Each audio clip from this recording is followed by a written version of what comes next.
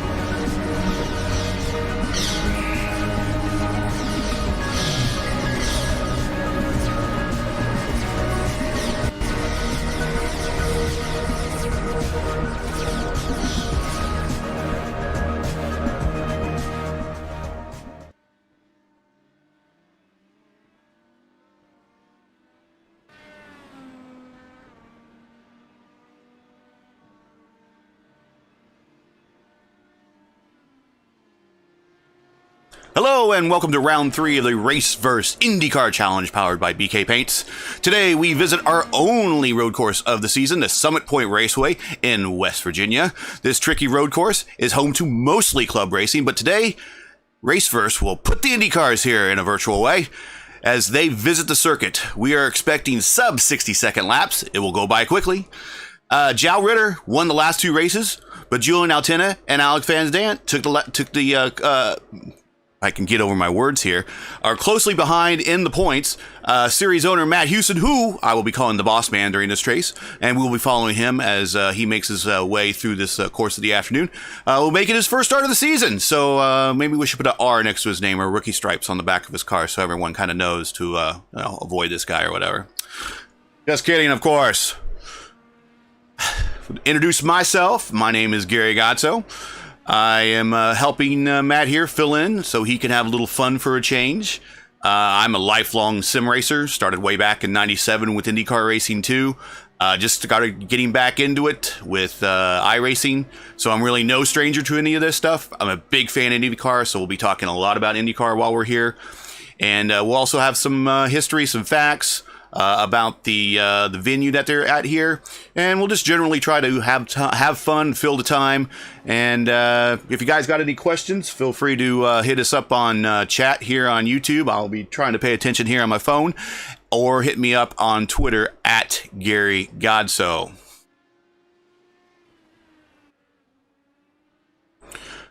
We go ahead and let's give some screen time to our beautiful sponsors, our generous sponsors.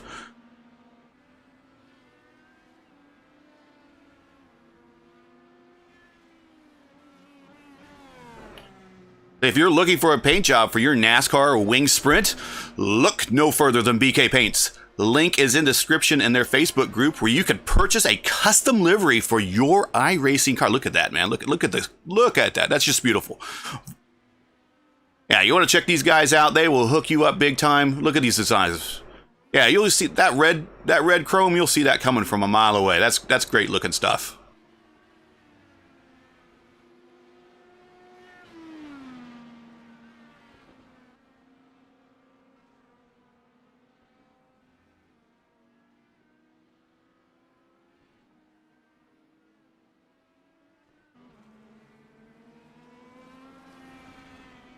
Good looking stuff.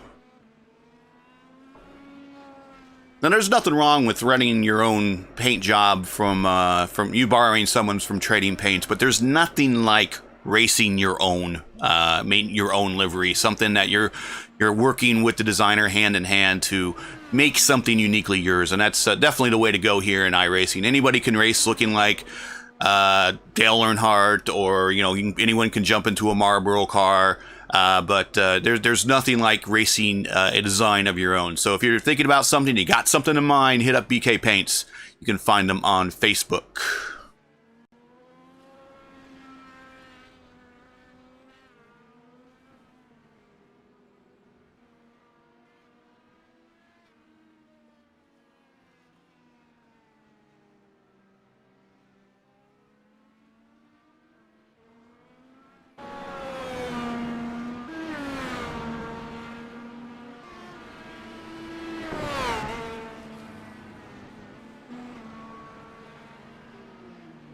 And while we're waiting for race time to start here. We'll zoom in on Dakota the Maid. Yeah, I got that right. I was told to rehearse that one. But hey, you know what, Dakota? I have one of those last names too, so I feel your pain there, man. I really do. But as you know, Dakota has a game that he has developed, and it is on Steam. So let's take a look at that. It is a Voltic Pistol.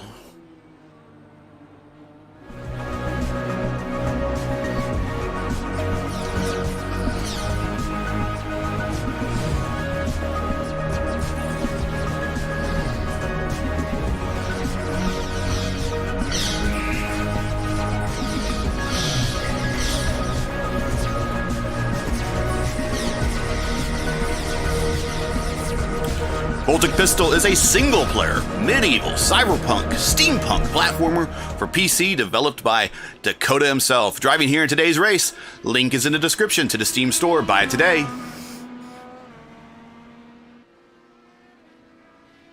And there's Dakota coming into turn 10. That is called Paddock Bend, I believe, and rightfully so, because it is right there at the paddock. Most of the corners are just single numbered here, but there are some named corners, and we'll go by that.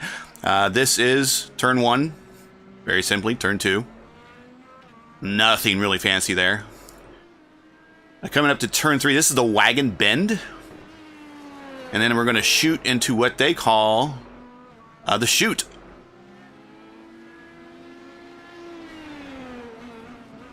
And then we come into another tight corner, getting down the first gear into the portion of the track they call the carousel. And, well, any track that has a parabola like that, yeah, you're going to have it's going to be probably called the carousel. Out of the carousel into the S's, which are tricky, especially in these Indy cars, which are pretty big for this narrow track. Down the last straight here, and the turn 10, well, he's going to take a take a dive into the pits. Oh, I didn't want to say what I wanted to say there, because it was not the right thing to say. But that is into Paddock Bend, so he is joining pit road there. And hey, look at that, Julian formed on track. Let's take a look at Julian here. He's going to start from the rear of the field. No time on qualifying.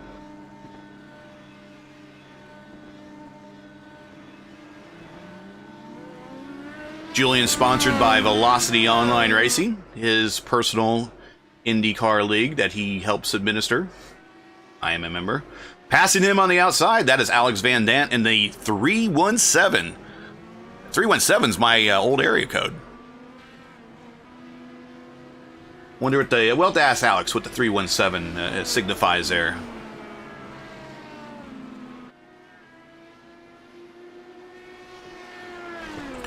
So you're going to see a couple new graphics. I'm just experimenting, helping Matt with some stuff. At the top of the screen is what is called a flat map. I'm going to run it and see how it goes. If it doesn't look like we can actually read it, we'll run it again.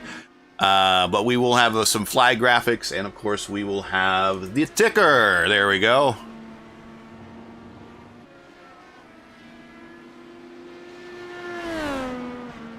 I'm guessing with Alex being from Indiana, the 317 is probably his area code too.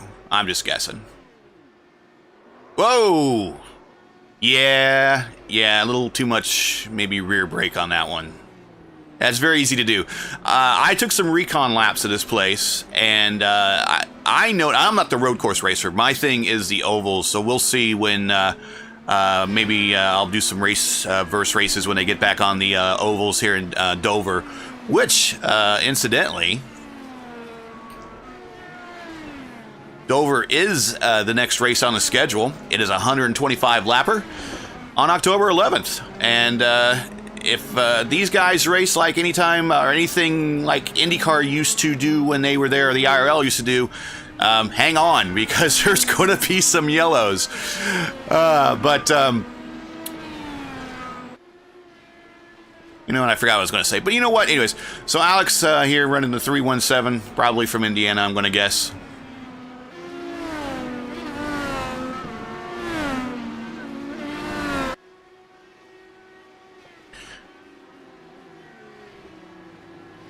We also got my man Rick Ravon,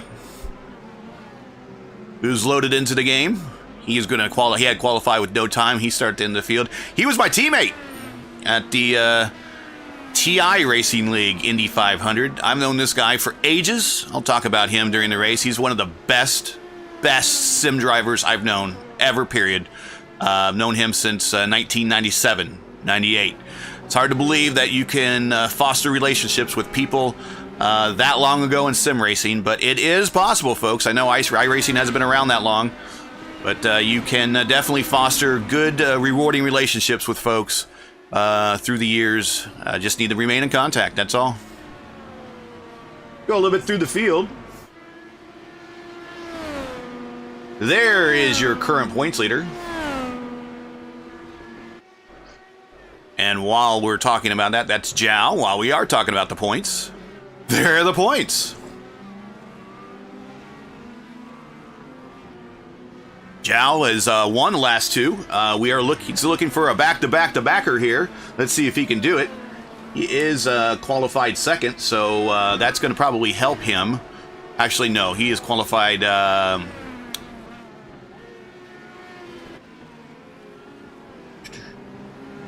Actually, yeah, he's right now third. I think that's just the session speed. I believe he's second on the grid. We'll check that out for sure.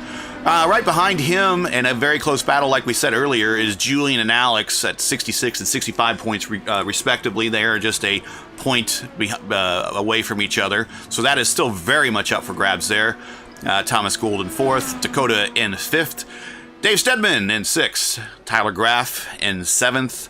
Bradley, you know what? I have some Polish relatives, and I'm not going to even try to work that last name out of respect for it. So, Bradley, you and I need to get together. You need to kind of help me out with that. But that's got 37 points. Craig Forsyth with 32, and Chris Mitrison with 32 as well.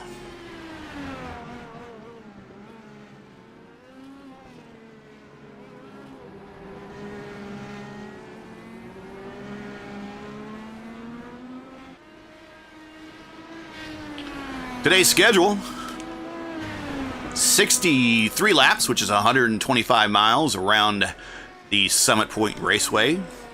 There is a look at the track map.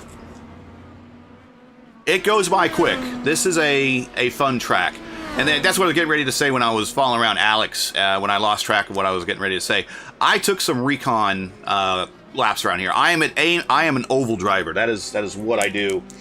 And I'm learning the road courses, especially now since iRacing kind of wants you to get the licenses and that thing. And I think, you know, if I want to have more fun and broaden my skills, I probably should learn the darn things anyways. So I got in here and did some recon laps, and I'm glad I really watched these guys because I was not getting much below second gear in some of these turns. And these guys are going all the way down to first, which kind of shows how much of more discipline in terms of knowledgeable in road course racing than I am, really. But you're going to see, and I don't know how often you're going to see it in this race at all, but these Indy cars, when you're in that low gear, and if you're not paying attention to your throttle control, you will swap ends. It's very simple as that. And that turn one hairpin, that will definitely slow you down a little bit, and yet that could, looks like Jim kind of threw off Zhao a little bit there. But that corner right there, just trying to get back on the power, can probably let you swap some ends. That, and also coming down into turn 5. That's your other slow speed corner. Yeah, clipping the curb there. There's turn 5. Now he's coming into the 6-7 complex, which is called the carousel. Want to hit these curbs if you can. Work your way up to 4th, 5th.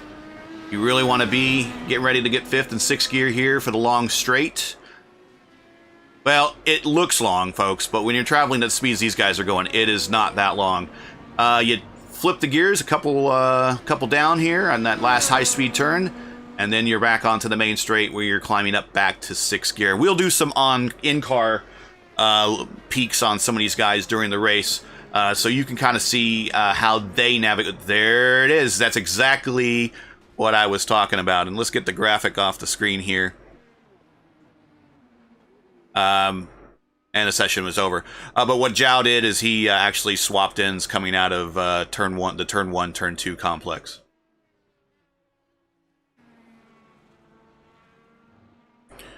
I think we're getting ready to line up here.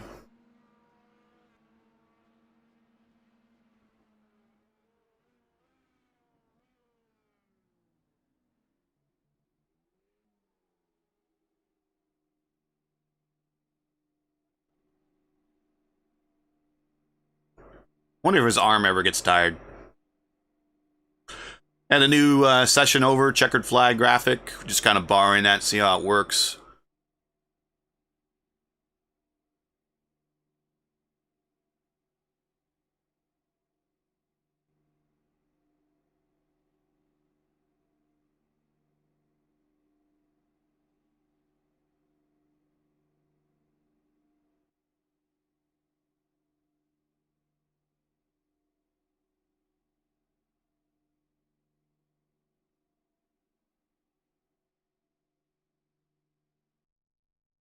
And we are wasting valuable time. A lot of silence here. Hey, don't forget our sponsors, BK Paints. Check them out. And we are getting ready to grid. We got 1 lap to green there. Going to do a long parade lap here.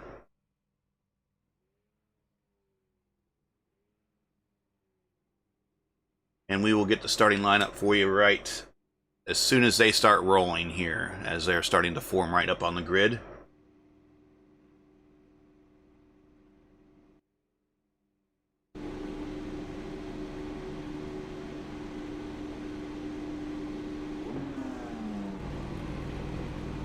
There is the boss man in row 2, and the beautiful RaceVerse cherry red Dallara IndyCar.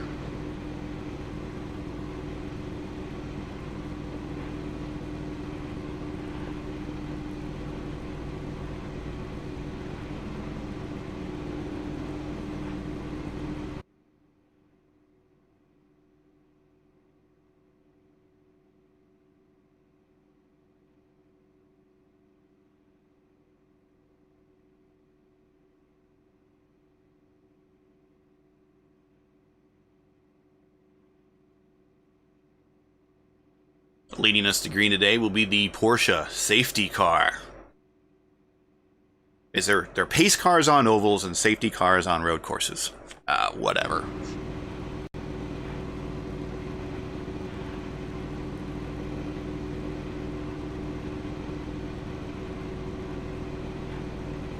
There's Dakota with the Voltic pistol sponsorship livery on the side of his car. That's real slick looking. I am a sucker for good liveries. That is a great looking livery. So today's race, like we said, 63 laps. Looks like a 21 lap fuel stint is kind of what we're looking at here as the field gets underway behind the iRacing safety car. The rules for this race is 75% max fuel, and each driver will get 4 sets of tires, including the ones they are starting on. I don't know how much a fresh set of tires is really going to help in this particular track. We will see. Fresh tires never hurt. It's like chicken soup when you're sick. So we'll see how that goes. Chris Mitcherson and Bradley will actually be starting at the end of the line for penalties from the previous race. Sorry guys, I've been there too. Hopefully you don't get caught up behind the same type of Yahoo drivers I did. But you know, this particular field, I'm looking at the names, and these guys are all people that I've raced with before, and they are all very accomplished folks. Some of the races, other leagues that you get in, sometimes when you're in the back markers, kind of on your own. Let's bring up the grid. Alex on the pole with a 57.256.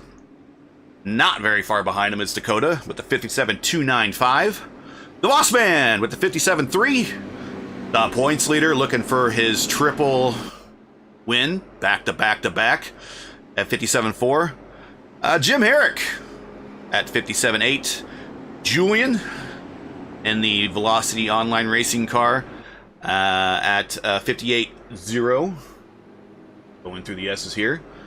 My man Rick with the 58.4. Dave Stedman with the 58.4. And Henry with 115. I think he's probably just did a reconnaissance lap and brought her in. So that is the starting grid. Your schedule for the IndyCar Challenge from RaceVerse Powered by BK Paints is there at the top of the screen. Make sure you pause this when you watch it. Write it down in your calendar. We're coming to green.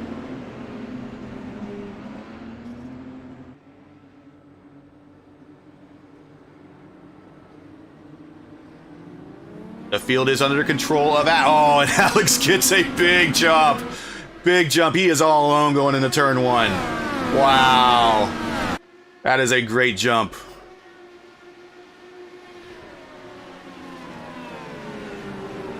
Good, clips it a little bit, doesn't cook it coming in, and off do we go. We are green, folks. It's Van Zandt, followed by DeMay, and the boss man Houston. And Ritter, those are your top 4 right now. Coming down into turn 5. And into the carousel complex.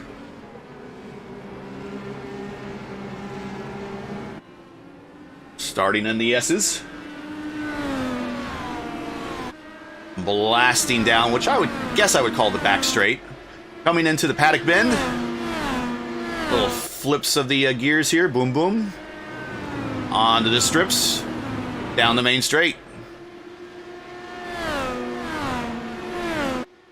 And we got 1 of 63 in the books.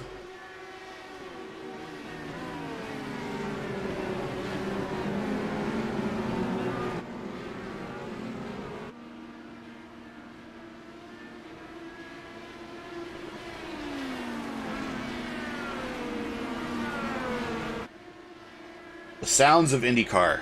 Nothing quite like it. I know. Some people like NASCAR seem... Oh, we got it kind of messed up there in turn 5. It's going to allow Dakota to make up a little ground on him. That's fine. Looks like Alex has recovered. When you're in that portion of the track, and right here, it's a constant... You're fighting the constant urge to want to just drop the pedal, and you can't do it through the S's. You can't do it through the carousel.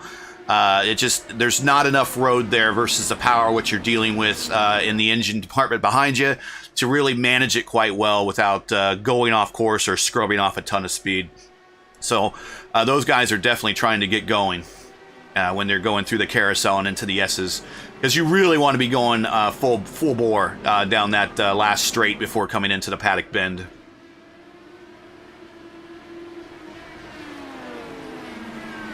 This portion right here, we'll see, right here at the kind of the kink here, is called the chute. Then we got turn 5. Again, into the carousel.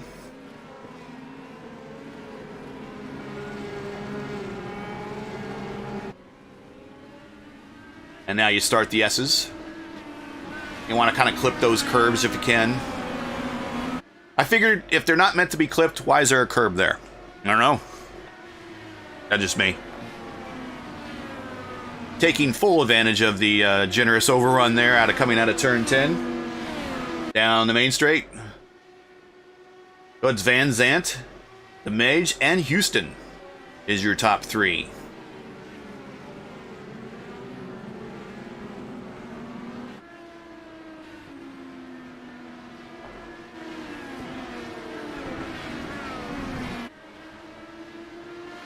I gotta watch the kitty litter coming through the wagon bend area. And wagon bend is that turn 3 real quick left-hander before it takes you onto that small straight with the chute. Notice that the tires, especially going through the carousel, the right front is popping up. That's just the nature of the course and the fact that these Indy cars are so stiff. That they're unable to bend with the way the track is cambered there, and that will lift up that corner of the car off the ground, and that could cause some issues down the road. We'll see. Yeah, you want to hit that concrete patch there in the asphalt when you're making that break into turn 1. It has a little bit more grip there. Here's that wagon bend. Real quick flip of the left-hander there into the chute. Here's coming into turn 5. Take that one at first gear. And you're really fighting the urge to get to second right here. You're staying on the first. Now you're in second. Now you're in third. And now you're really then fighting the urge to hit fourth and floor it. Now he's going to be in fourth here probably. And he's got to be in fourth here by the time he hits this last rumble bit.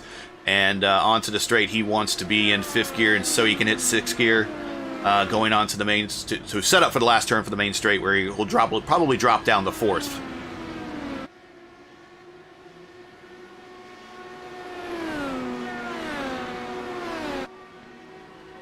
Hope you're enjoying the stream today.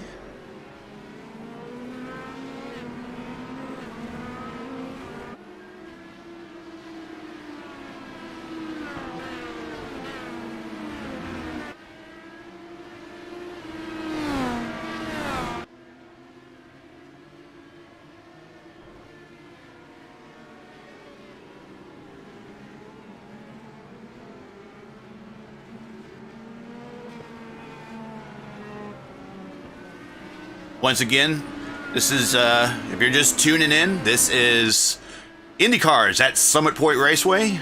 It's the RaceVerse IndyCar Challenge powered by BK Paints. Make sure if you're in the market for a new livery for your iRacing vehicle, make sure you check out the good guys at BK Paints. We're coming up with some lap traffic already, and I feel that guy's pain. This is Henry. Henry, yeah. I've been there, buddy.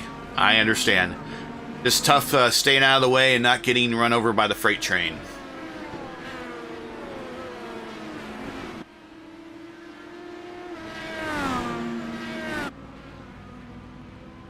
And Henry just looks like he just put it into the pit. So, hey man, all I have to say is keep at it. Just keep at it.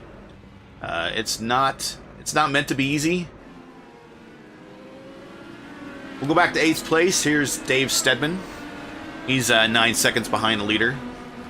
The lead pack really is about 6 cars long here now. And let's bring up 6th place.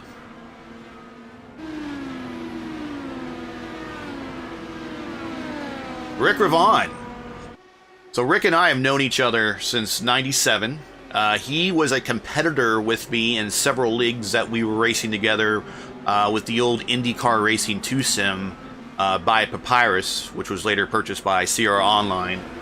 If you at all know about the lineage of iRacing and how its software is developed and who owns it and how it became to be, there are definite roots for iRacing in IndyCar Racing 1 and 2. Which were the very first racing sim games from Papyrus. Actually, the predecessor to both of those were Indy 500, the simulation by EA Sports. Then it spun off into IndyCar Racing 1 and 2, which then started the launch of the NASCAR races from Papyrus. So NASCAR 1, NASCAR 2, and then I think it all eventually led to, Zhao got off a little wide there. And there's a pass for position from Julian. Good job, taking advantage of a mistake. Zhao's trying to line up. He's going to, he's going to try to dive in deep there under braking. He's just not getting it back. Julian is too disciplined there. He's going to hold him off, and we're going to run into the chute here. Coming down into the chute. That's Wagon Bin. So now Rick's starting to set sights here on Zhao. So, IndyCar Racing and Zhao is off again. That's going to allow Rick to take a peek. He is looking. He wants to. Discretion is the better part of valor right there. In that Rick Mears livery from 1981-82. Yes, he has a... Oh, look at him taking that wide. He was looking to try to get maybe wide on him and build up some momentum to get him on the outside, and it just didn't pan out that way. Rick is a huge Rick Mears fan, and that's his. He has been driving that livery for as long as I've known him, and that includes IndyCar Racing. 1 and 2. So like I say, on IndyCar Racing 1 and 2 definitely has the roots. iRacing has roots back to IndyCar Racing 1 and 2, direct roots for that matter. So what we would do back in the day in those particular leagues, they were called offline leagues. And so what you did with offline leagues is you would run your race, you would get the conditions, and everyone would set the rules. And then you would run your race, and then you would send... Whoop, come on, Rick, hold it together. Then you would send your results back after you run your race, and then everyone's results would be compiled, and then that's how your final standings were determined. Rick, for the most part, man, he was like untouchable in some of those races. Dominated a lot of them from the start. When you dominate that much in a league that doesn't have any controls over cheating like iRacing does, then you start getting a lot of the accusations of cheating. And I tell you, I've known Rick for way too long. Man does not cheat. He is just that damn good. So he took a lot of that personally and took it out on a lot of the fields that he went against. He just laid us out and dominated on those particular races. Taking a peek to the inside turn 5 there. But I had the pleasure of reconnecting with Rick here when we got back into iRacing. For as long as I've known him, he's been pretty much a privateer, just races by himself, and I want to thank him for bringing me onto the team when we raced in the TI Indy 5 or Indy 250. Here he is, going to make the move on the outside going into turn 10. Haddock, whoa, whoa, whoa, and there it is. Oh, and he comes, just dodges a bullet that time. So we're on up to 4th.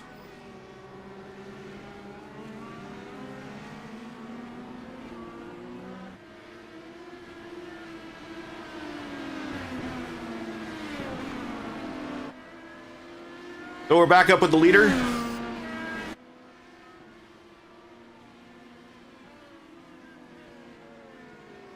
So when I was running with Rick in the TI Indy 250, I ran the, he has the Gold Charge, of course, which is the Penske PC9, PC10 chassis from 81, 82.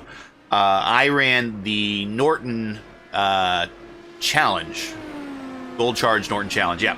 And that was, I would like to say, better known driven by Bobby Unser in his 1981 Indy 500 win. But some people would say it probably is infamous in many ways because it was a livery of Kevin Cogan, which caused that coming to the green incident in the 82 500, which took out Mario and a whole bunch of others at the start of that particular race. And that's the infamous race where AJ Foyt was being interviewed by Chris Economaki in the pits, and he had some choice words to say, and Economaki says, "Who you talking about?" He says, "I'm talking about that Coogan guy, that Coogan." Yeah, Kevin Cogan, it became Kevin Coogan thanks to AJ Foyt. And frankly, that guy's career never really recovered after that. He had a short gasp of brilliance and success in 86, probably had the Indy 500 won that. Whoa, going wide off there for Alex. Probably had the Indy 500 won that year if it was not for a late yellow caused by future Indy 500 winner Arie Luyendyk. He had that covered, and so what happened coming back down the green is that brought the field together. Bobby Rahal got behind him, caught the draft coming down to the green flag, passed him just shortly after crossing start-finish, got him into turn 1, and frankly, there you go. 1986 is history at that point. You have a new champion, and Kevin Cogan finished second. And that's kind of the last time you really heard from him, other than that massive wreck he had coming out of turn 4, and just tore his car into basically 2 when he hit the pit attenuator at the end of pit road. And that's why if you saw this year's Indy 500, all that padding is there at the pit attenuator. You can thank Kevin Cogan for that. So back to the race. We're on lap 14 of 63. We're about 7 laps away from pit stops. It's Van Zandt, DeMade, Altena, Ravon, Stedman, Ritter, Herrick, and Houston is back in 8th place, 42 seconds back. I'm not quite sure what happened to the boss man.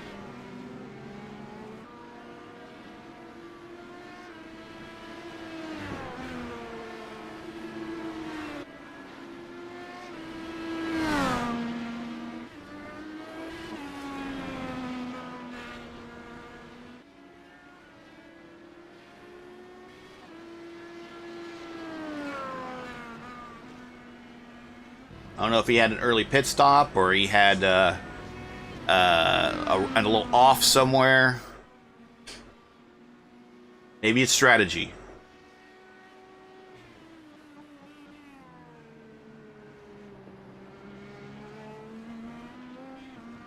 Let's pop into Matt's car. Let's, hey Matt, move over.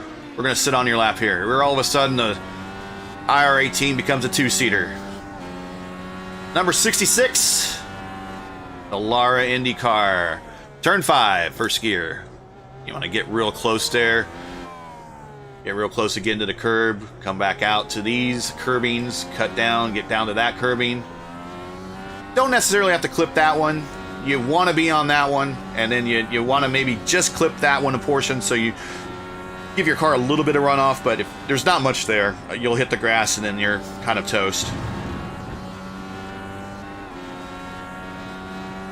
Fifth gear, start finish line. Sixth gear. And wow, he brakes real late in that corner. He's a braver man than me. Turn 1, turn 2. Coming down in the wagon bend. Real quick flip of a couple gears. Gotta watch the kitty litter there. We've seen many tire marks through it. No one's got caught in it yet. Back down the first gear, and we're back in the turn 5 complex. Guys, that is it. That is how quick this track is. We got Joe Ritter in the pits. Actually, he just exited the pit here. He is on his out lap. Looks like he might have had an early stop. Dave Stidman's in the pits.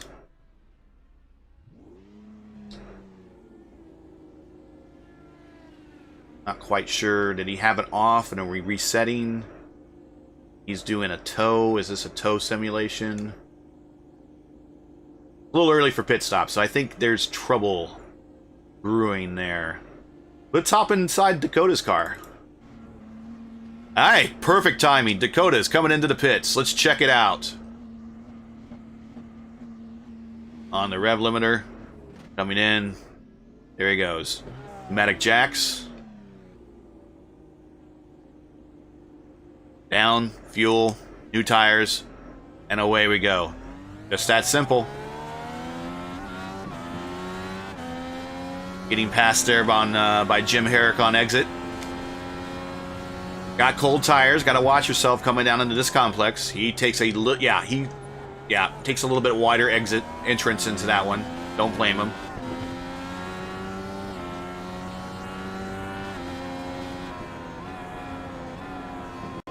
Oh, yeah. Maybe a little too cold on the tires yet. Maybe not up to temperature. Got to watch yourself through there. And also keep in mind, this car is much heavier. That's full of fuel now.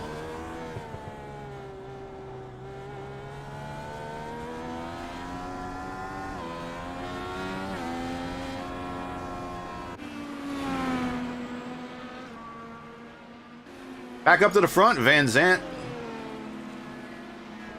He's got himself a 6-second lead.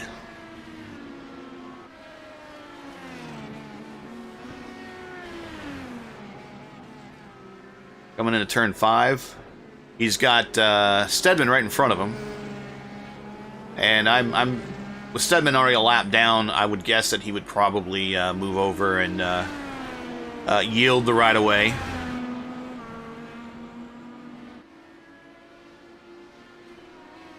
Hope you're enjoying today's race. You are watching the RaceVerse IndyCar Challenge from Summit Point Raceway, powered by BK Paints. If you want to interact with me during today's race, you can chat with me in the window here on YouTube, or hit me up at Gary Godso. That's GaryGodsoe on Twitter. I'll be happy to talk IndyCar anytime. That is my thing. People in the South, they love their NASCAR. People in Europe, you're Formula One. I was born in Indianapolis. I am all about Indy cars. I'm not as smart as Donald Davidson. No one's smart as that dude. But I definitely enjoy IndyCar history and IndyCar quips and short stories. Anything like that. The 80s definitely are my favorite IndyCar period, that's for sure. I like the IR18 cars. They kind of call back to the 90s chassis. And those were some really slick-looking chassis. I like to see IndyCar let them let loose a little bit on not restricting the speeds as much as they have been. You know, it's been since '96 since we've had a new track record in Indianapolis, and I think the closest we've came this year to Leyendijk's single lap record was this year actually, with Marco hitting that 230 plus mark. I like to hear it's a new track record again sometime, but I can say that I have been at the track on more than one occasion to hear Tom Carnegie say, in the beautiful tones of his voice, rest in peace, sir, that new track record. There's nothing quite like it. And I hope other people get a chance to experience that in the course of their time. Here's Alex dumping into the pits here. Last time all of a sudden I took a dump into the pits. That's just, yeah. That's my Bobby Unser moment. In the number 1 spot, pneumatic jacks, new tires. Full of fuel, down, and away. Little kick out there. And he comes out as your leader.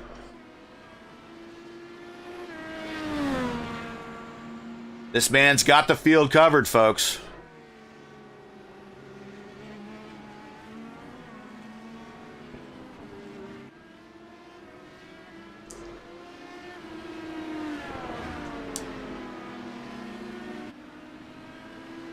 "22 laps in, so he did it right on that 21 lap window, which we thought he would do. Most of the cars would do. Made is actually not that far behind. He had a large enough delta that he could come into the lead and leave in the lead. DeMade is about 4 seconds back, but he seems to be falling back. Altena's right behind him, and then Rick Vervon is a distant 4th, but he is he's got a pretty secure position right now himself.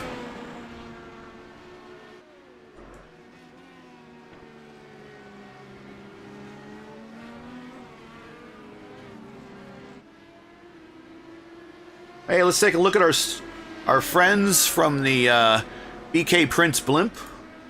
Hey, there we go.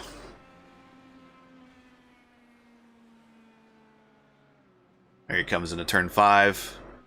Turn 5 actually kind of comes back a little bit on itself, and it's not I wouldn't say it's a 90-degree turn per se, but it does kind of come back on itself. It's a little deceiving, a little bit longer than you think. Through the S's. That turn 9 coming down to turn 10, which is a paddock bend, which you'll see the paddock right there.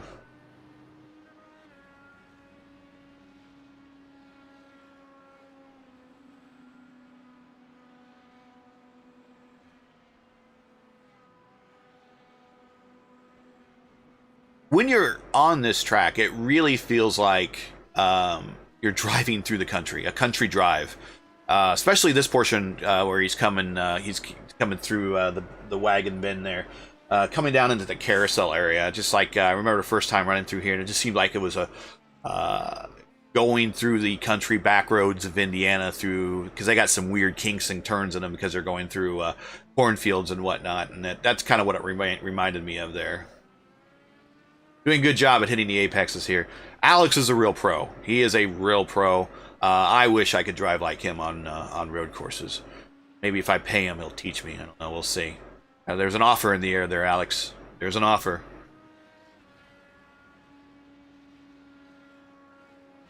But Rick, who had a little time at the front.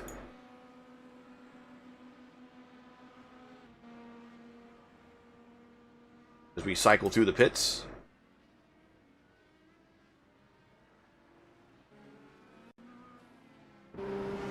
Hey, let's check on the boss man. In 7th place.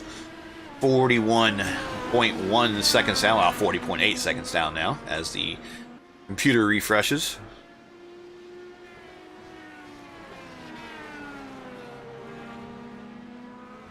Not sure what happened to Rick. Maybe we have an issue. We're out.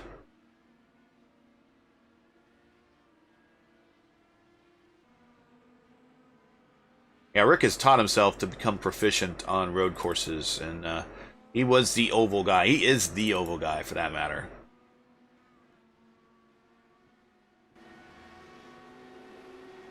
So the leaders are all within sight of each other on the main straight now. You had Van Zandt, De Maid, and Altena. You can cover that group for about a 5-second blanket. We'll see. That's about as close as we've seen for a while. That's where the excitement is. Let's go back to Dakota and Julian there. That's your closest battle on the track, really.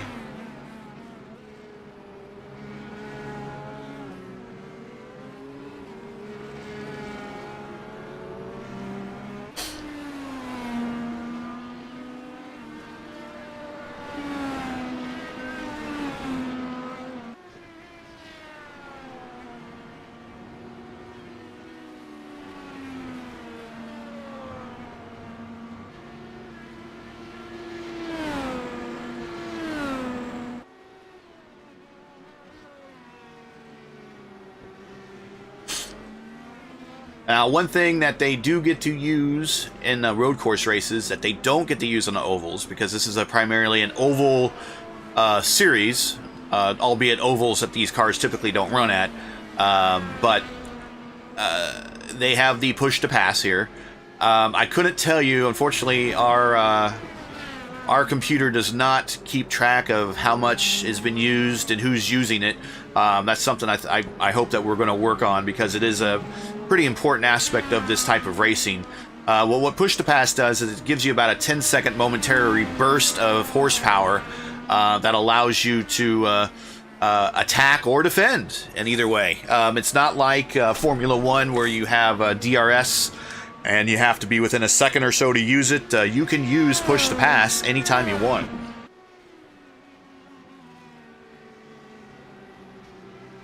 Frankly, in Formula One, if they could use DRS anytime they want, that flap be down the entire lap. I'm willing to bet.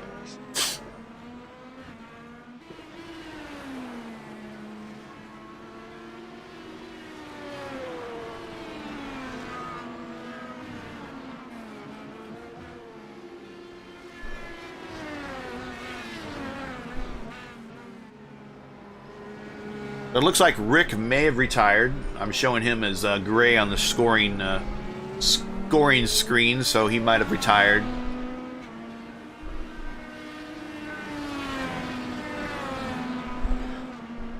So hopefully Rick had better luck in today's race than he did at the horse track.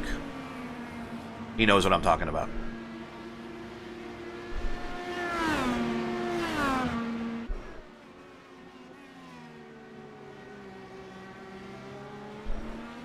Currently 7 cars left remaining running here on the track. Van Zandt, De Maid, Altena, Ritter, Herrick, Houston, Stedman is your top 7.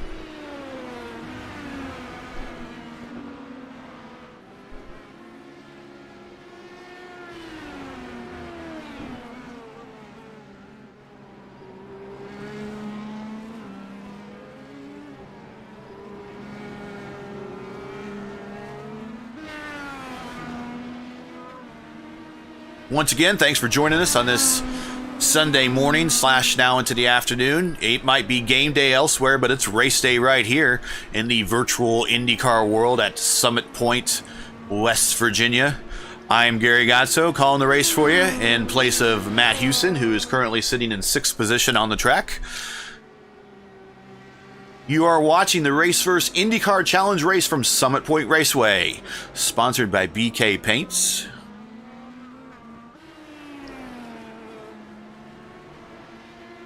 If you are looking for a paint job for your NASCAR or wing sprint, look no further than BK Paints. Link is in the description to their Facebook. Group, and there you can talk to them, and where you can purchase talk to them about purchasing your custom livery for your iRacing car. And like I said, folks, there's nothing like racing your own custom livery, something that's uniquely yours. Put a little Easter egg on it, something that you know that it's yours. That when you get your car shown on a stream, you go, "Hey, man, that's me." So you definitely want to do that. Check out the guys at BK Paints. Get them at Facebook/BK Paints.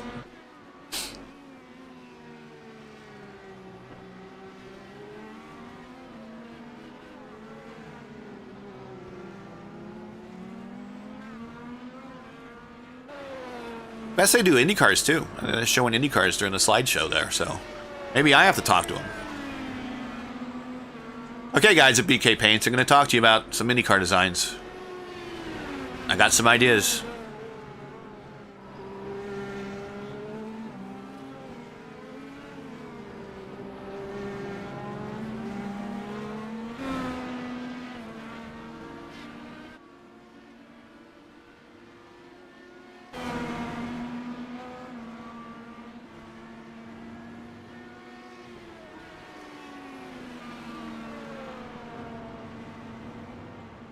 Back to the action. Here's the Velocity online racing sponsored car of Julian Altena. Julian join us remotely all the way from the Netherlands.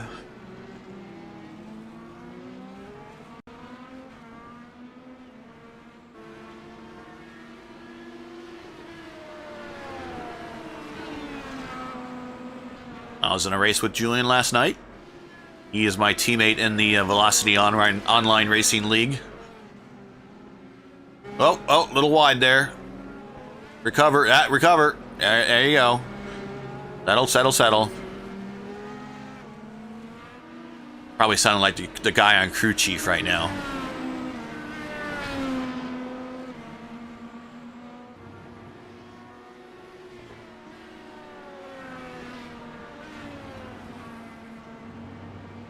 Little wide there. Maximizing the speed off of turn 10 so you can blast down the main straight. Let's pop in his car. Okay, Julian, move over. Hopefully you don't... This has been a great race, Gary. Uh-oh, I hear voices. It's Rick Ravon joining you up in the booth. See, is everyone hearing Rick? I don't know. We'll see. Okay, Rick has joined me up in the booth as we jumped on. We're jumping on Julian's lap here. We're in his car right now. So, Rick, what happened out there? Just a short day, or? Oh yeah, it was a little bit of frustration. I thought the race was the practice was going to begin at 12 o'clock. I didn't know that the race started at 12 o'clock. iRacing is a little strange the way they list these things.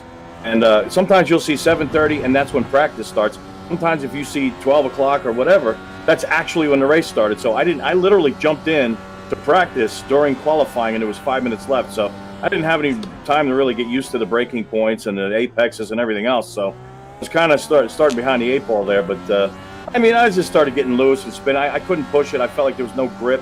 And I just said, out of heck with it. You know, at some point, I mean, I moved up to 4th. But only because these guys are they made a few mistakes, and that's what moved me up. But after that, I just said, "Ah, the heck with this. I'll just watch."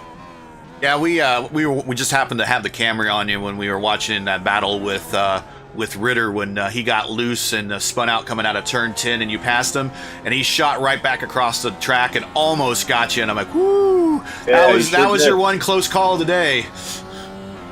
Yeah, he sure did. And I was watching him. When you're that close on a track like this, and it's bumpy too, and especially coming through that final corner when you come onto the main stretch, it's pretty bumpy. So it tends to upset the balance of the car, and you can easily lose control, especially if you get your right side wheels on that raised curbing over there. And that's exactly what happened to him. And I was kind of prepared for it, but hey, look, if he came across the racetrack, there was nothing I could have done. Right. It's one of those classic racing incidents. I left the race. I'm trying to get back in so I could watch. If I even thought that I could come into the broadcast booth and join you, I never would have left. I just would have joined you in the broadcast booth. So we're still on board with Julian here. This is your closest battle on the racetrack right now. He's 2 seconds behind as the crow flies. Dakota.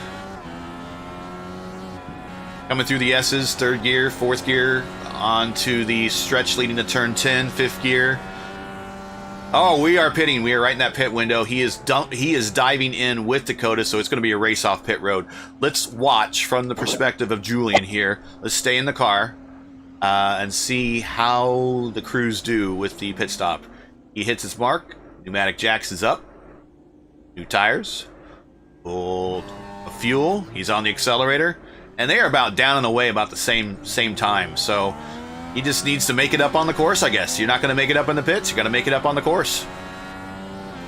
Yeah, it looks like the top 3 are pretty well spread out at this point, and I don't think any one of them is going to really gain much of an advantage through the pit stops. Maybe a second and a half. These guys are very experienced. They know what they're doing, so I can't imagine they're going to botch their pit stops up enough to, unless they break the speed limit. But again, they're very experienced racers. I just don't see that happening.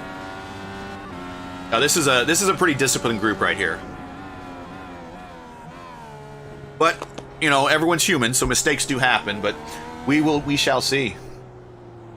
So Julian did make up a little bit of time. He's within a second. He was within 2 seconds before the pit stop. He's now within a second now. So as Rick was saying, he made up a little bit of time, but I think that most of that was done either at pit entrance or at exit on the outlap. It definitely wasn't in the pit.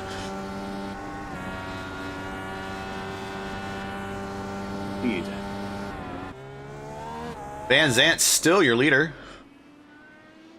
as he's coming through the S's, going on to turn 9, getting ready to make that turn on to turn 10 for the straightaway.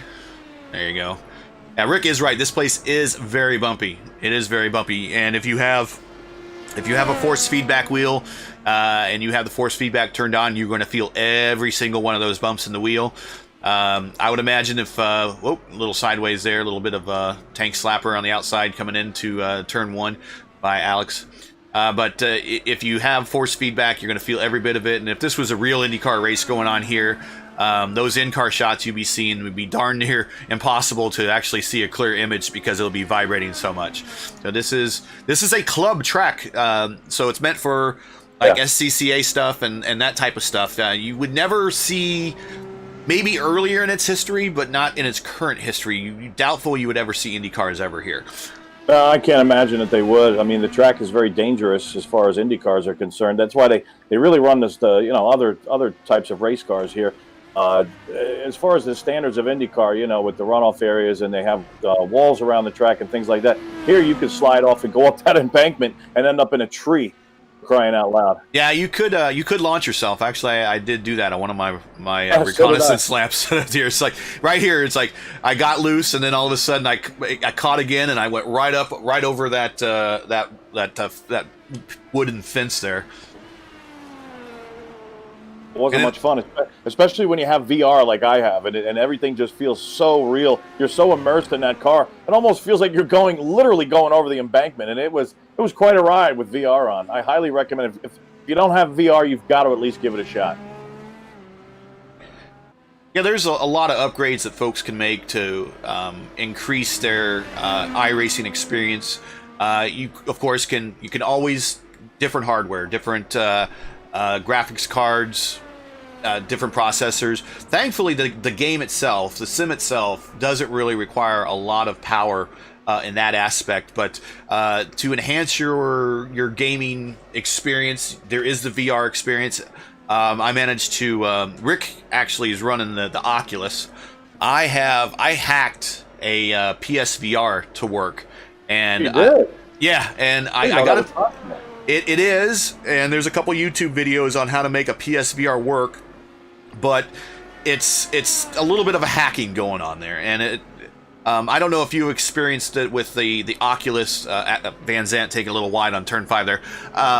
If you've experienced with the Oculus, but sometimes you'll have that walking image where the image is slowly scrolling in your field of view, but you're not turning your head. You ever had that happen?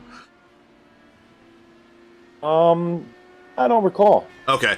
Well, this is something I experienced with the PSVR is that you're looking ahead, but the view in front of you is very slowly moving to the left or to the right. And I think a lot of that has to do with the sensors and everything in the PSVR versus the sensors in the Oculus. The Oculus is meant for computers. The PSVR is not. It's really meant for the PlayStation. But I did get it. Oh, yeah, very wide. I'm sorry. I'm just catching a replay right here. It's about 30 seconds behind. The PSVR, like I said, will work, but it's not the. If I get it to work and I'm in a race, I just don't want it to start flaking out at me at that point. And I've been in more than one race where a driver, all of a sudden their VR headsets flake out on them and they have to stop. So that's kind of one of the things. If I'm going to get VR, and I did get, like I said, I got the PSVR to work, and I did some laps at like Texas and Indianapolis and stuff with it. And Alex is into the pits here, so he's in his in lap. It is a bit of a different experience when you're racing the car or you're driving the car itself on a static monitor. Maybe you're using a single monitor, maybe you're using multiple monitors, and you have the whole panoramic type view. You're pretty much looking straight ahead all the time. So one of the things I found out using the PSVR and even the Tracker IR is that sometimes when I would turn my head and my view would change in the screen, my hands would tend to follow on the steering wheel. So it's something that you have to kind of get used to, and you can't just get VR, jump in the first race you see, and expect to be racing at the same level you were when you weren't. There is a bit of a learning curve there. So as Rick says, there's very few upgrades that you can make that are cost effective to your iRacing experience, and getting the into the VR is one of the more cost-effective ways. I mean, you can spend thousands on another rig and rockers and shakers and all that stuff, but you're only looking at a couple $100 for Oculus VR, and that will increase your experience tenfold. You are the computer guru, so you definitely know what you're doing there. I think you're an IT specialist. That's what you do. So if anybody could angle something and maybe get it to work perfectly, it's you. Well, thanks for stroking the ego. What am I here for? We are lap 44. Continues in the lead. What's that?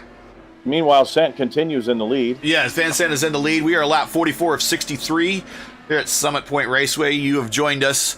It's the RaceVerse IndyCar Challenge powered by BK Paints. And we are into turn 5. Julian has spun out. He is recovered, and he is back under speed. But that was an oh crap moment for him. So DeMade is going to make up some ground there. It remains to be seen how much. I wonder how much of that was cold or new tires. I would think that his tires were up to temp by that point. Yeah, he's kind of scrubbing off going down into turn 10. Yeah, there it is. You see it. Yeah. I'm seeing it. Coming down to turn 10, he's trying to scrub off the dirt. It looks like he's back up to speed. And DeMage made up a little bit. He's now under 9 seconds. I've got to get it in my mind. For some reason, being here in the booth with you and watching this, even though it's a 30-second delay, it kind of feels live. When I see something, it's even though I've already heard the call from you, still, it gets my attention.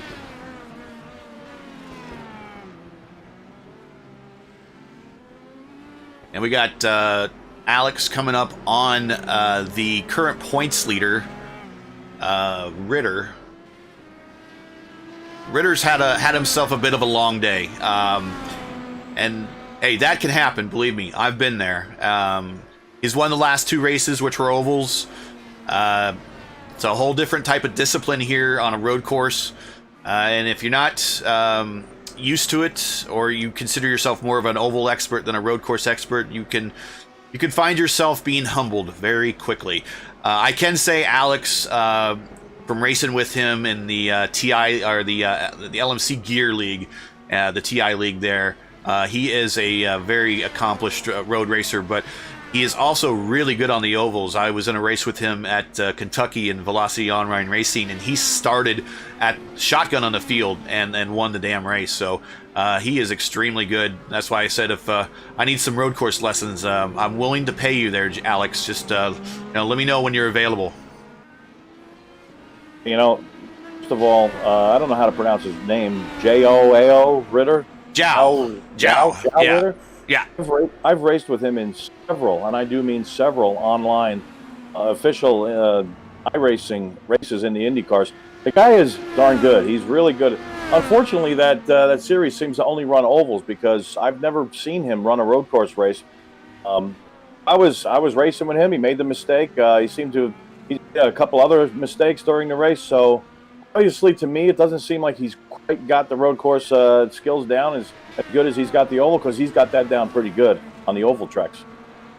Yeah, and that's kind of and I feel for, and I not necessarily feel as in terms of sorry, but I've been in I am currently in Zhao's situation where I'm just not the road course guy. I would say probably Zhao is probably a little bit better than me right now, as I'm currently kind of, as you go through iRacing and you earn your licenses. I've been doing a lot of road course races, and or road course time trials, which is kind of the safest way to do it, really. It is a skill. It is something that I would guess maybe there's some folks out there that can pop in and are just naturally good at it right up front. But as someone that's been sim racing as long as me and has kind of preferred the ovals for as long as me, it's really kind of learning from scratch, really. And there's not much that you can take from the oval discipline and bring it over the road course. There's some skills that transfer over, but not an awful lot.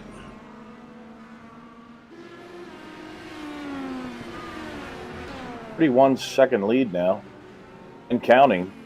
The leader, Sant, has led right from the green flag, hasn't he? Yeah, he had a huge jump at the green flag. I don't know if Dakota was not expecting the green flag, or maybe the go zone was a little bit earlier than he thought, but Alex got a huge jump, and yeah, he has been wire to wire. Other than pit stops, he's pretty much led everything. Absolutely commanding performance from our leader. I can't pronounce his name. Sant? Van Zandt. Alex Van Zandt. Alex Van de Zandt, yeah. I look at the leaderboard here on the broadcast, and it just says Sant, so can't even see his entire name. Yeah, I think it's just a limitation with the computers from the track. Well, while we got a bit of a 32-second lead here, let's take a look at the point situation again. So Zhao is going to be a large chunk of his lead is going to be bitten into today, with Julian. Even Julian having a long day is going to make up some ground, it looks like. But Alex is going to make up some huge ground, and he probably will have second place by the end of this race, pretty much all by himself. But if we look at today's lineup and today's point standings, let's see, Thomas didn't make a start, so Dakota will make some headway. Dave will make some headway. Tyler did not make a start. Bradley, I thought, was starting, but I don't see him, so maybe he showed up for practice but didn't decide to make the run. Craig and Chris, I thought those guys were supposed to be in the race too, or Chris was. Maybe they chose not to start. So those guys that half the top 10 never showed up. So those that were in mid-pack in the top 10, you're going to move up in the standings probably. That sounds logical. Of course.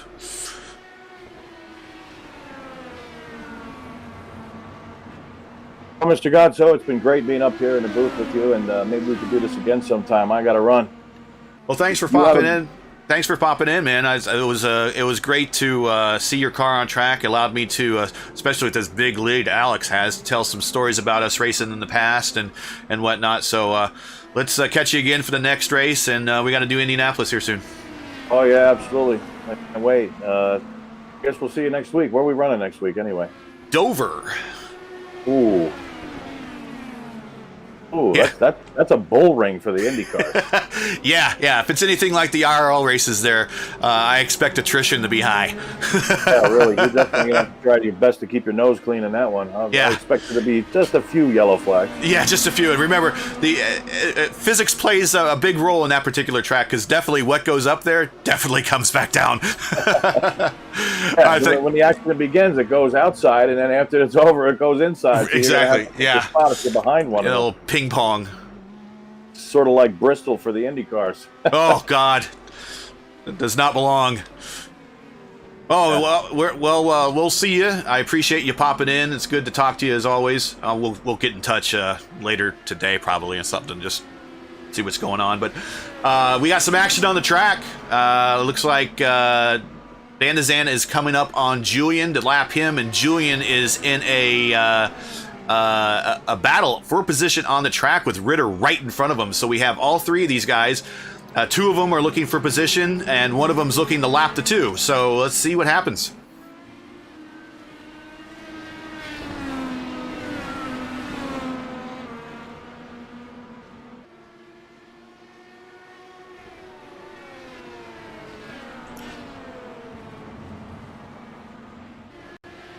Those guys are definitely flirting with disaster, getting that wheel off into the kitty litter there on turn 10.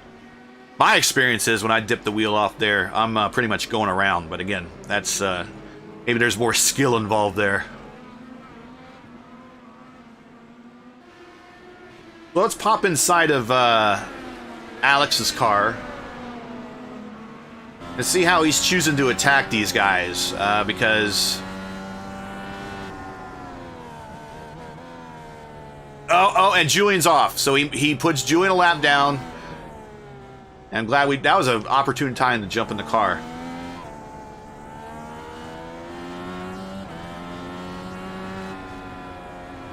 So now he sets his sights on Zhao.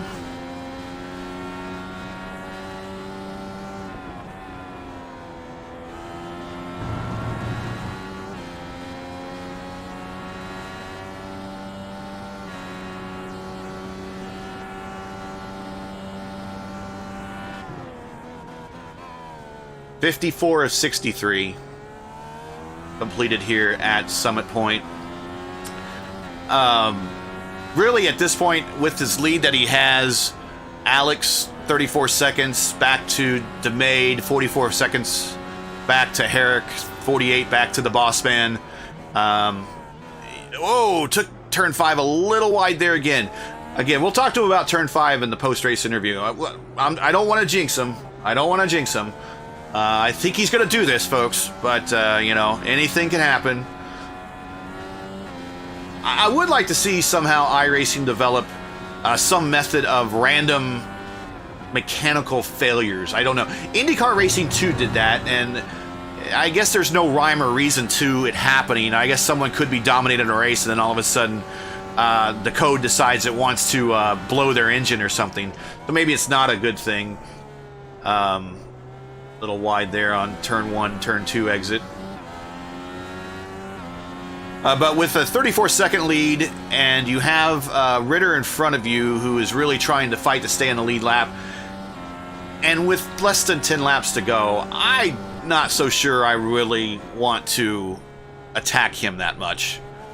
I would just kind of cruise it and go for a maximum points day and bring the car home in good shape. But hey, I'm not Alex, so Alex might, and actually Zhao got off a little bit there, so Alex makes up some room on him, and we might have a pass for this coming down the main straight. Currently, right now, he is in the draft. The draft does work here on this straightaway. He is weaving back and forth, trying to protect that position a little bit, but that's okay. Lots of time made up in turn 1 for the braking of turn 1. We'll stick... Let's take a different look here. Let's go... We'll be in Zhao's car here, but go ahead and... And he lets him by. Just as I wanted to go to the gearbox. Yeah, there it is.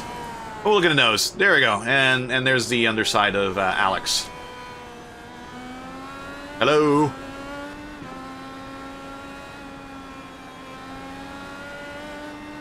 One more time from our friends from the BK Blimp here.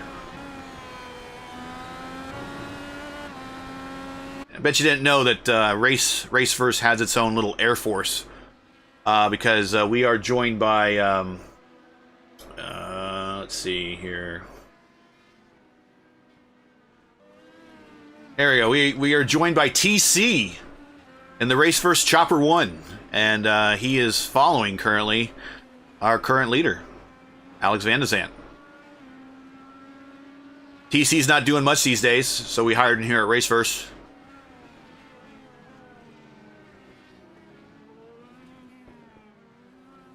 If anyone knows what I'm talking about when I say TC, let me know. I don't know if that joke is lost on people or what.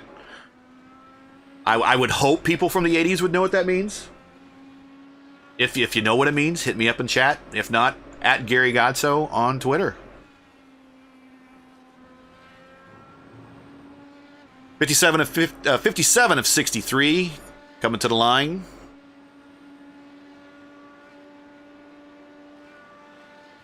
.58 of 63. That's how math works. Wide at turn 1. Onto the rumble strips. He's lucky they were there. I don't think he should really push it, though. Just relax. Just go. You got a 37-second lead. Let's pop on to the boss man, who's in a battle with Herrick. Let's take a look at Jim Herrick. Jim's looking at a podium.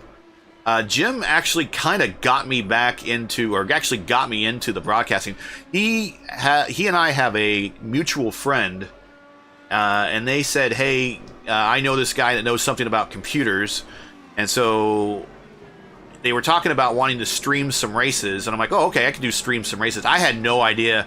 I never really watched any iRacing streams before about the overlays and all that stuff. And so I was like, whoa, the boss man. Keep it on track there, Matt. And so he kind of got me into this whole broadcasting thing, and now I'm real happy he did. So he's kind of got some. He's a little bit responsible for putting me here today. Definitely Matt is, and I appreciate Matt putting some faith into me. It's been pretty fun. Whoa, and there we go, and I just jinxed him, and now Matt is in the podium position.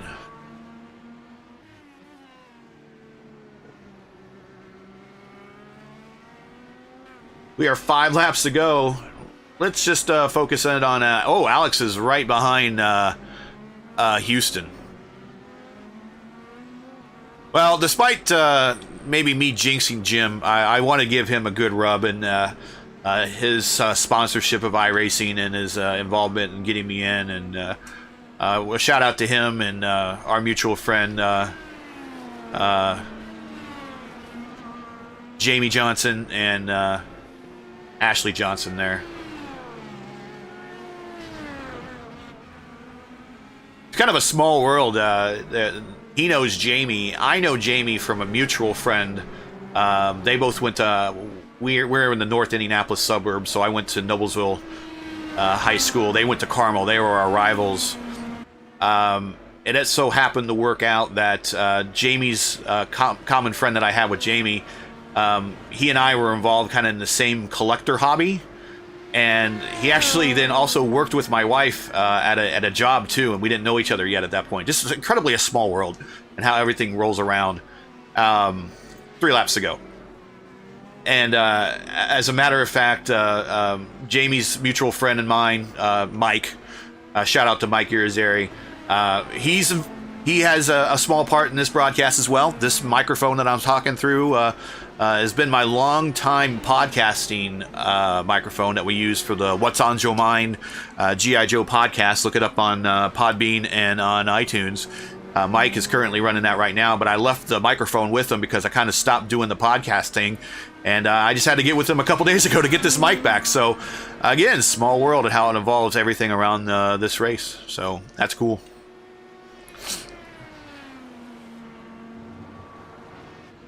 Again, flirting with the kitty litter. Not something I would necessarily want to do. Alex is a pro, though. He's way better than I am at this stuff. 2 to go. 2 to go. Wide again. Wide again. I'm not sure what he's got going on there. Is the brakes going? Is he just pushing too much? We'll talk to him in the post-race interview about the troubles he was having in Turn 1 and Turn 5.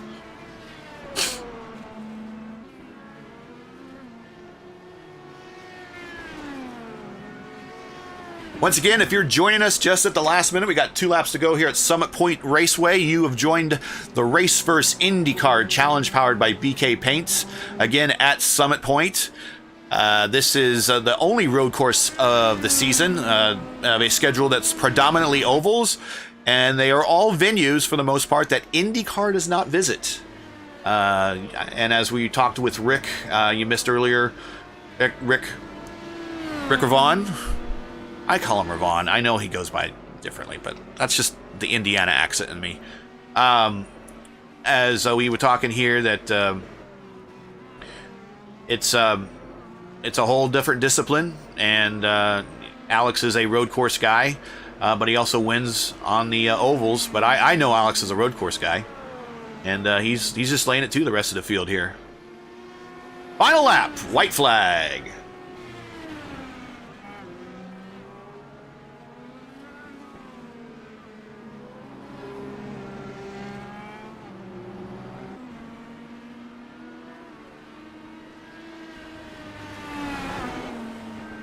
Little bit of a kick there. Coming down to turn 10. Paddock bend for the last time.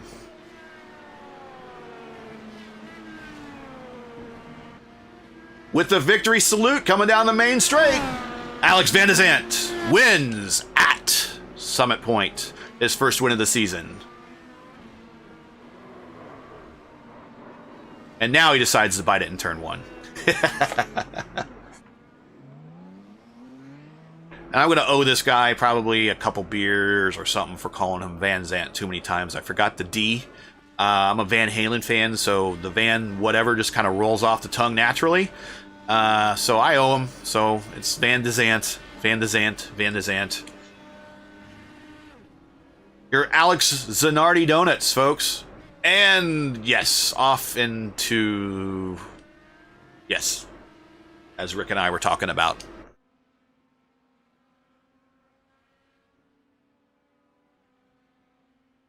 So there you go. The final standings. We tabulate those here. We'll go ahead and go back to a little bit more scenic view of the track.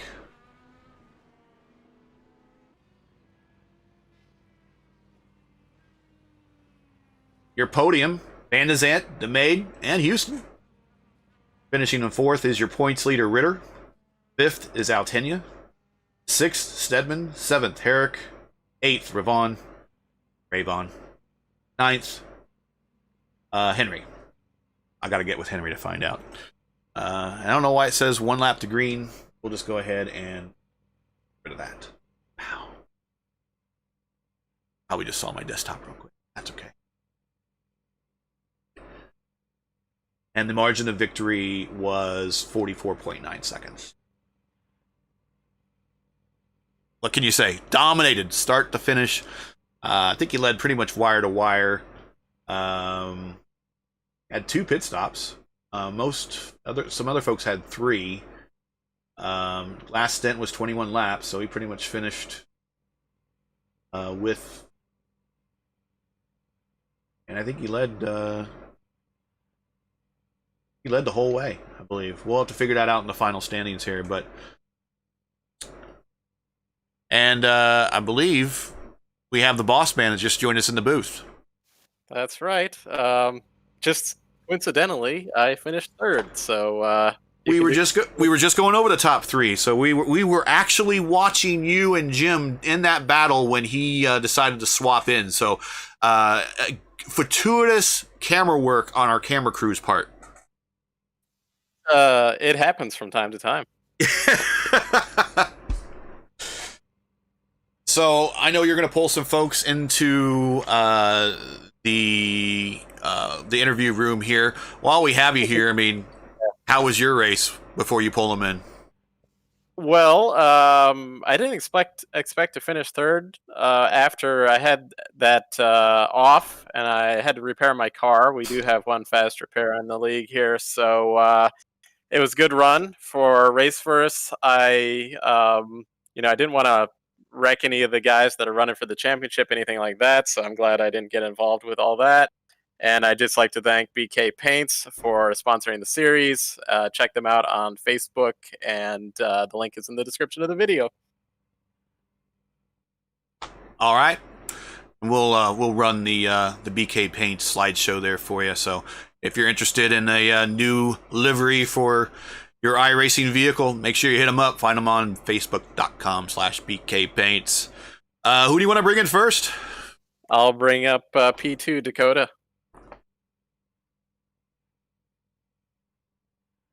Hey, Dakota, we got you in the booth here. Hello, Matt. Hey, Gary. Dakota, tell us about the race, specifically the start. Did he get a big jump on you, or what happened there? I thought the start was good. Okay. Yeah, he just he did a good start, and I kind of slept a little bit, but I was able to keep him pretty close for a while. But then it's a tough track, and you start making little mistakes after a while. It's mentally exhausting, and then Alex just started pulling away.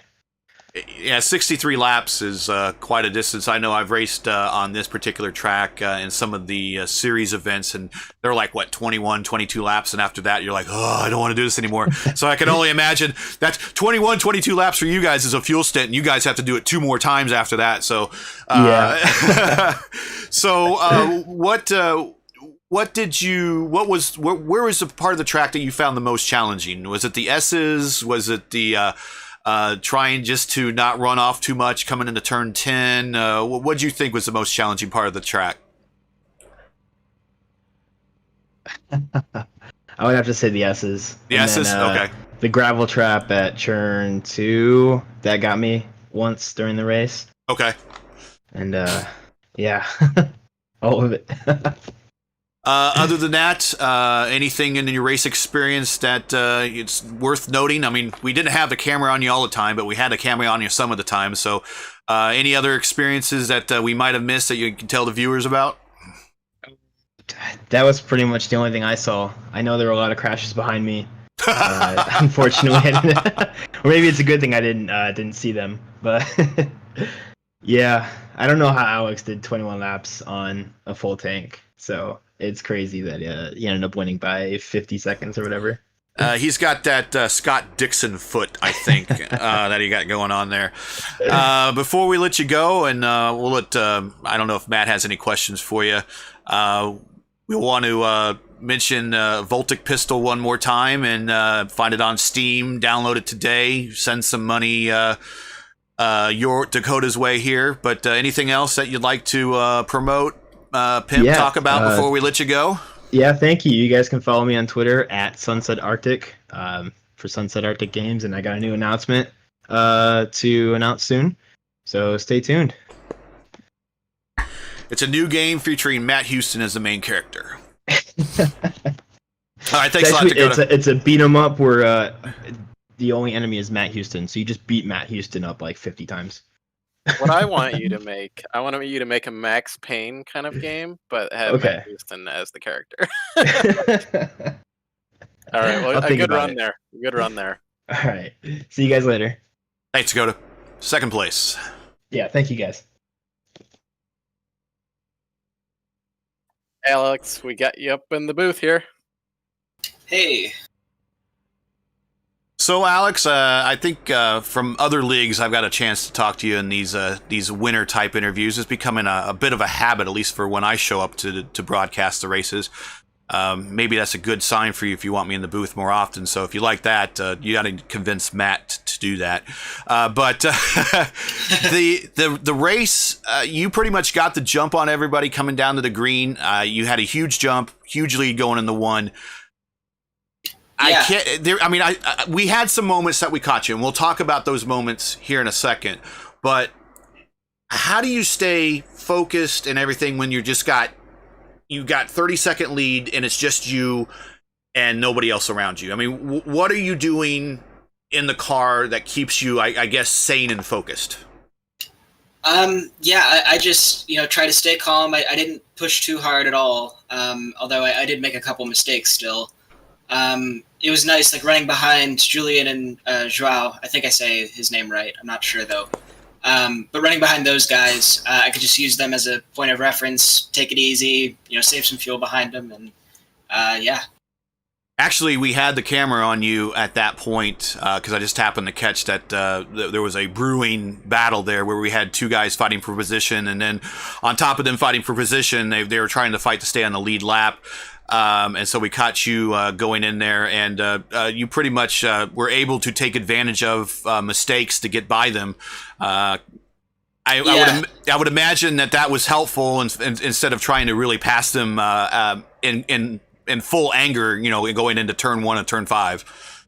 Yeah, it was, and I really wasn't in a hurry to pass them. I knew I had a really big lead, and I could just, I cut it really close on fuel in the second stint, so I knew I needed to save a little bit more in the last one just to be certain. So I took advantage of that.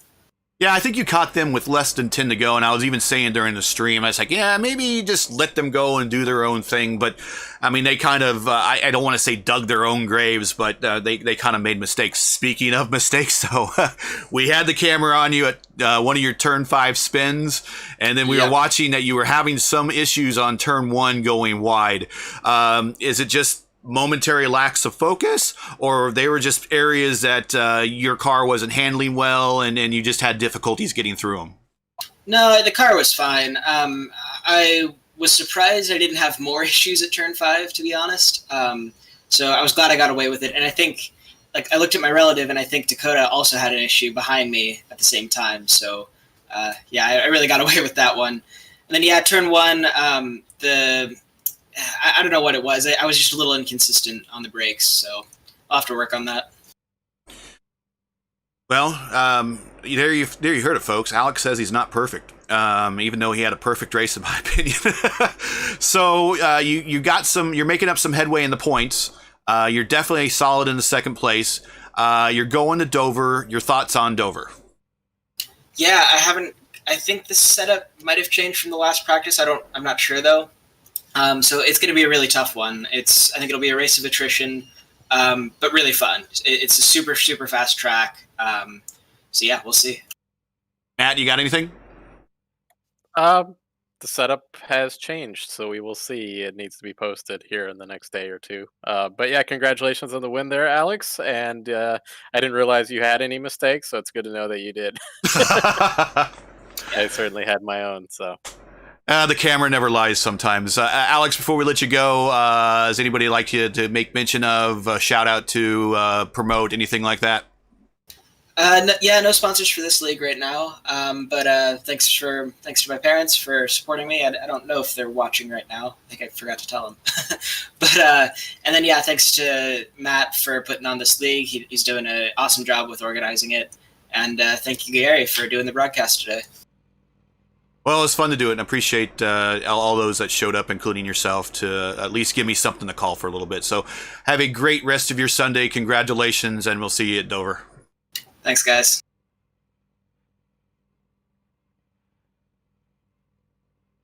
Well, Matt, I think that pretty much brings us to the end of the show for the most part. Let me put the end of the slideshow here, and I think that we're done. Hide some graphics. Let's there's the RaceVerse. What I want to do is bring the points up. And